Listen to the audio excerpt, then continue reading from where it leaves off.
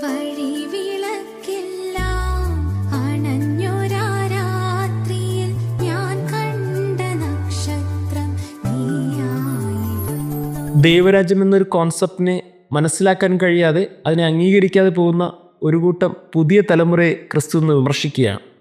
വിമർശനം വളരെ രൂക്ഷമായിട്ടുള്ള വിമർശനമാണ്. അതുകൊണ്ട് തന്നെ അതിനെ ഡയറക്റ്റായിട്ടല്ല, ഒരു ഉദാഹരണ സഹിതമാണ് ക്രിസ്തു വിമർശിക്കുന്നത്. ഈ വിമർശനത്തിന് ഒരു കാരണം കൂടിയുണ്ട്. അതിന് കാരണം ഒരു കാലഘട്ടം അവൻ്റെ മുമ്പിൽ എത്തിക്കഴിയും. കുറേ പ്രവാചകന്മാർ വന്നു, കുറേ രാജാക്കന്മാർ വന്നു, ഒടുവിൽ മിശിഹായ്ക്ക് വഴിയൊരുക്കൽ സ്നാപയോഹന്നാൻ വന്നു. ഈ മിശിഹായും വന്നു. ഇനിയും അവർ ആ ദൈവരാജ്യത്തെ മനസ്സിലാക്കുന്നില്ല, അത് മനസ്സിലാക്കാൻ കൂട്ടാക്കുന്നുമില്ല. ഒരു ജനറേഷൻ്റെ കുഴപ്പമാണ്. ആ ജനറേഷനെ ക്രിസ്തു വിമർശിക്കുമ്പോൾ അത് ഉദാഹരണ സഹിതമാണ് ക്രിസ്തു വിമർശിക്കുന്നത്. ആ കാലഘട്ടത്തിൽ ചന്തസ്ഥലത്ത് ഈ കുട്ടികൾ കളിക്കുന്നൊരു പതിവുണ്ട്. ആ കളിയുടെ ഒരു പ്രത്യേകത, അവർ അഭിനയിക്കുകയാണ് പരസ്പരം.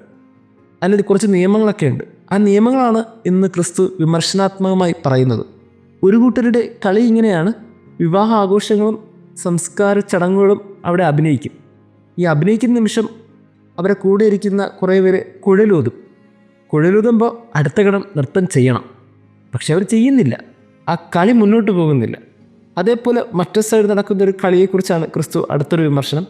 അവിടെ വിലാപഗാനം ആലപിക്കും. ആ സമയത്ത് മാറത്തടിച്ച് കരയണം. എന്താണോ ഒരു കൂട്ടർ ചെയ്തത് മറുകൂട്ടർ അതനുസരിച്ച് അഭിനയിക്കണം. പക്ഷെ അവർ ചെയ്യുന്നില്ല. ഇവിടെ വിലാപഗാനം ആലപിക്കുമ്പോൾ അവർ മാറത്തടിച്ച് കരയുന്നില്ല. അങ്ങനെ കളി മുന്നോട്ട് പോകുന്നില്ല. കാര്യങ്ങളൊന്നും അങ്ങനെ കൃത്യമായി നടക്കുന്നില്ല. ഒരു സാധാരണ ചന്തസ്ഥലത്തിരിക്കുന്ന ഒരു കുട്ടികളുടെ കളിയെ കമ്പയർ ചെയ്തുകൊണ്ടാണ് ക്രിസ്തു ദൈവരാജ്യം എന്ന കോൺസെപ്റ്റിനെ കുറിച്ച് അവരെ മുമ്പിൽ അവതരിപ്പിക്കുന്നത്. ഇങ്ങനെ വെറുതെ ഒരു കളിക്ക് സമാനമായി പെരുമാറേണ്ട മാന്യത പോലും ഒരു ദൈവരാജ്യം എന്ന കോൺസെപ്റ്റ് നിങ്ങൾ കാണിക്കാത്തതെന്നാണ്. ഇതാണ് ക്രിസ്തുവിൻ്റെ വിമർശനം. വെറുതെ കുട്ടിക്കളി പോലെയുള്ള കാര്യത്തിൽ പോലും കാണിക്കുന്ന ഒരു ഗൗരവകരമായ ഒരു കാര്യത്തിൽ ഇത്രയും ഗൗരവമുള്ള ഒരു ദൈവരാജ്യത്തെ നിങ്ങൾ മനസ്സിലാക്കാതെ പോകുന്നതാണ്. ഇതാണ് ക്രിസ്തുവിൻ്റെ വിമർശനം. ഒരു കൂട്ടർ മാത്രം സൈഡിൽ നിന്ന് ഇങ്ങനെ വലിച്ചു പിടിക്കേണ്ടതല്ല ദൈവരാജ്യം. മറിച്ച് രണ്ടു കൂട്ടരും ഒരേ സമയം ഇങ്ങനെ പ്രവർത്തിച്ച് സ്ഥാപിച്ചെടുക്കേണ്ടതാണ് ദൈവരാജ്യം. ക്രിസ്തു ഈ ദൈവരാജ്യ സ്ഥാപനത്തിന് വേണ്ടി ഈ ഭൂമിയിലേക്ക് വരുമ്പോൾ അവൻ്റെ ഉള്ളിൽ ഒത്തിരി വേദനയുണ്ട്. കാരണം ഇതിനു മുമ്പ് ഒത്തിരി പ്രവാചകന്മാർ വന്നു, ഒത്തിരി രാജാക്കന്മാർ വന്നു. ഒടുവിൽ മിശിഹായ്ക്ക് വഴിയൊരുക്കാൻ സ്നാപയോഹന്നാൻ വന്നു നിൽക്കുന്നു, മിശിഹായും വന്നു നിൽക്കുന്നു. എന്നിട്ട് ഇവർ അംഗീകരിക്കുന്നില്ല.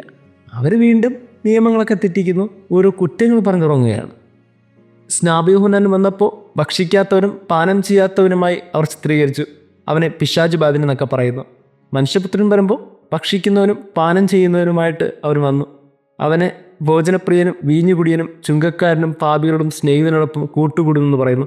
ഇങ്ങനെ വളരെ ക്ലേശ ആരോപണങ്ങളൊക്കെ പറഞ്ഞ് അവർ നഷ്ടപ്പെടുത്തിക്കൊണ്ടിരിക്കുന്ന ദൈവരാജ്യത്തിൻ്റെ വലിയൊരു സാധ്യതയാണ്.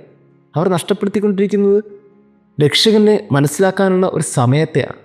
ഇങ്ങനെ കൃത്യമായി മനസ്സിലാക്കേണ്ട കാര്യങ്ങൾ മനസ്സിലാക്കാതെ വരുന്നവരൊക്കെ എന്തിനാണ് ഇവർ റിജക്റ്റ് ചെയ്യുന്നത്? ഈ റിജക്ഷൻ ശരിയല്ല. അതുകൊണ്ടാണ് ക്രിസ്തു എന്ന സുവിശേഷത്തിലൂടെ കുട്ടിക്കളിയുമായി ബന്ധപ്പെടുത്തി പോലും ആ ദൈവരാജ്യത്തെ അവർക്ക് മനസ്സിലാക്കി കൊടുക്കാൻ ആഗ്രഹിക്കുന്നത്.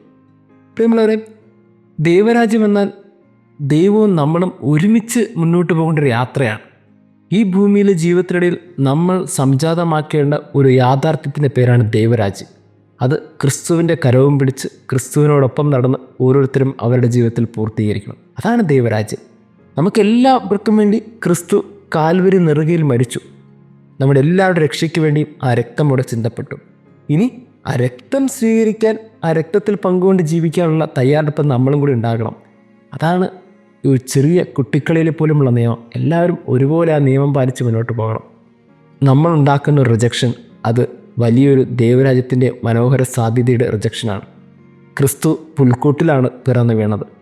ഇപ്പോഴും പുൽക്കൂട്ടിലെ ആ ഒരു തെരുവീതിയിൽ പിറന്നു വീഴാനാണോ അവൻ വിധിക്കപ്പെട്ടത്? എന്തുകൊണ്ടാണ് അവന് വേണ്ടി മനോഹരമായൊരു പട്ടുമെത്ത നമുക്കൊരുക്കാൻ സാധിക്കാതെ പോകുന്നത്? ജീവിതത്തിൽ ഓരോ നിമിഷവും ക്രിസ്തുവിൻ്റെ വലിയ സാധ്യതകൾ റിജക്റ്റ് ചെയ്യുന്ന മനുഷ്യരെല്ലാവരും അവനെതിരെയുള്ള റിജക്ഷന് വേണ്ടി കൂട്ടുനിൽക്കുകയാണ്. നമ്മളൊക്കെ കുറച്ചും കൂടി ചിന്തിക്കണം, കുറച്ചും കൂടി ഈ ആഗമനകാലത്തിൽ മാറി ജീവിക്കണം. ക്രിസ്തുവിനെ റിജക്റ്റ് ചെയ്തല്ല, മറിച്ച് ക്രിസ്തുവിനെ അങ്ങേയറ്റം സ്നേഹിച്ചുകൊണ്ട് ആ ജീവിതത്തെ ധ്യാനിച്ചുകൊണ്ട് നമ്മളും അവനോടൊപ്പം ചരിച്ച് അവൻ ചെയ്ത യാത്രയിലൂടെ സഞ്ചരിച്ച് അവനെപ്പോലെ ഈ ഭൂമിയിൽ ജീവിക്കുമ്പോൾ നമ്മളും അവൻ്റെ ദൈവരാജ്യം പൂർത്തീകരിക്കുകയാണ്. ദൈവം നമ്മെ അനുഗ്രഹിക്കട്ടെ.